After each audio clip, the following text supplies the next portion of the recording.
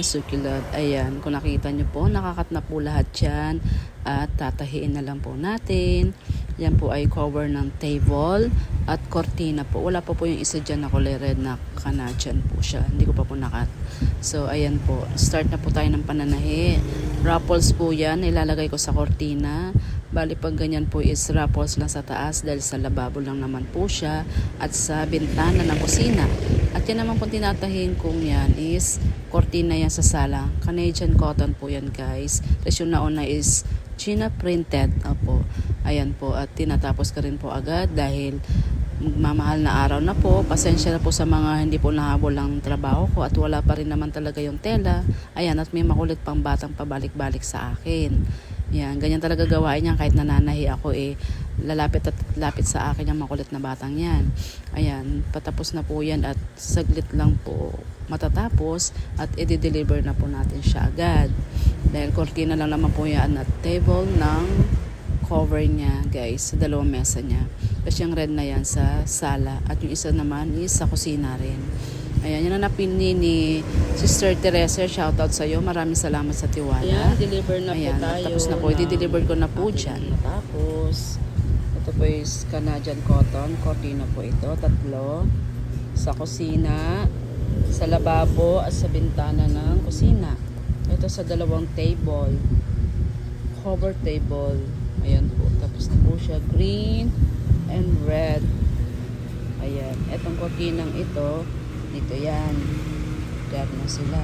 Then ito, sa may sala nila, Sis Teresa. Tapos na po. At saka itong cortina. Ayan, deliver na po natin yan. So, ayan na nga guys, na-deliver na po. Ayan na po yung mesa ni Sister Teresa. Ayan. Nakabit ko na po siya. Hindi ko na po napakita sa video ng paglagay. Ayan po. Then, susunod po natin dyan yung cortina niya. Red naman po yan.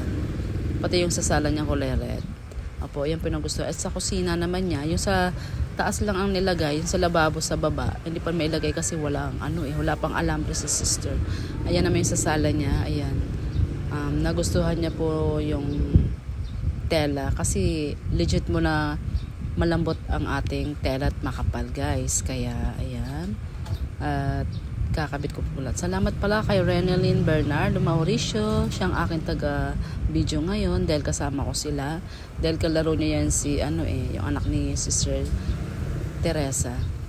Yung kanyang baby girl. Ayan, naglalaro po kasi sila dyan. Kaya sinama ko sila.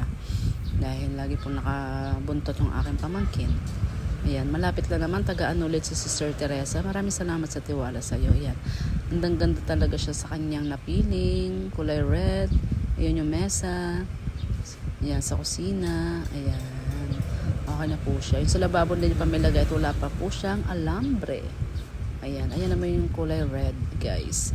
Napakaganda at nagustuhan niya at magpapagawa pa ulit si Sister doon sa isang table niya na kulay green para tetiano daw siya. Ayan, thank you so much sis. Maraming salamat sa tiwala. Sa mga gusto magpagawa po, PM nyo lang po ako. Ayan. Napakaganda. So, maraming salamat po sa inyong panonood. Ayan po, okay na po siya. Ang bilis ni sis na linisan niya po kaagad. Ang ganda. Ganda na napili niya oh. So, bye guys.